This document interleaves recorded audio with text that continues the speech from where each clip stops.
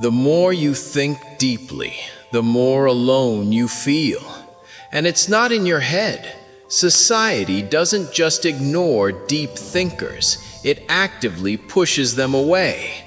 Not because they're wrong, but because they see what most people would rather not.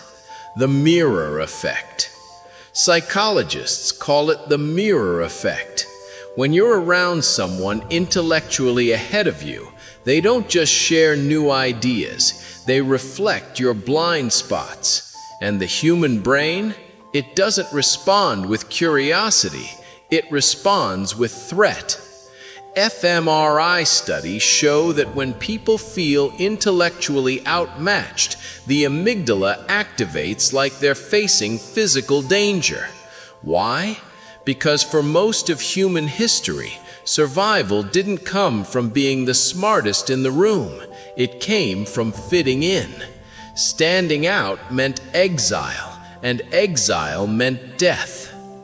Schopenhauer's truth. Enter Arthur Schopenhauer. While most called intelligence a gift, he called it a burden. He wrote, "A high degree of intellect tends to make a man unsocial." Why? Because most people run on what he called the will, a blind drive for comfort, pleasure, and routine. Deep thinkers run on the will to truth. They'd rather face painful reality than live in comfortable illusion.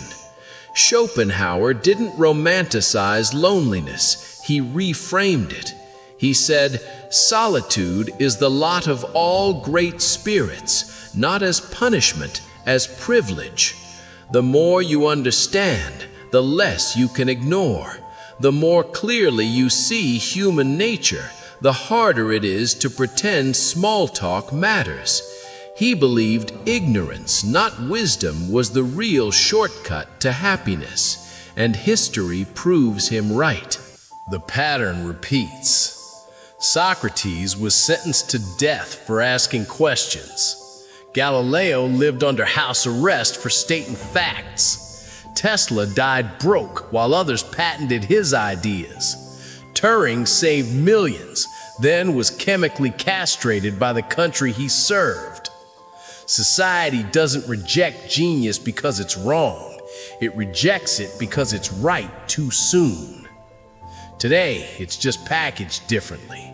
Algorithms reward outrage, not insight. Schools reward compliance, not curiosity. Workplaces reward conformity, not disruption. Depth takes time, virality takes seconds, and the system is built for speed, not truth. How to survive it? Schopenhauer's advice wasn't to stop thinking deeply, it was to stop expecting society to validate it. First, treat solitude as your laboratory, not your prison. The best ideas are forged in quiet. Second, stop casting pearls before people who aren't ready. Share your insights strategically, not to convince everyone, to reach the ones already looking for the same frequency. Third, build a circle of minds that match your depth. It won't be large, it won't be loud, but it will be real. The takeaway. You're not broken because you feel too deep for the room you're in. You're just calibrated to a different standard.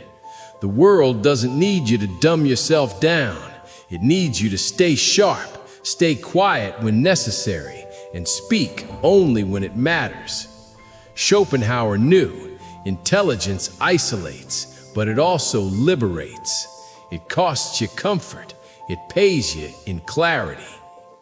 If this resonated, drop a comment with one idea you've never felt safe sharing out loud. We read every one. Subscribe for more unfiltered thinking. And remember, you're not behind, you're just ahead.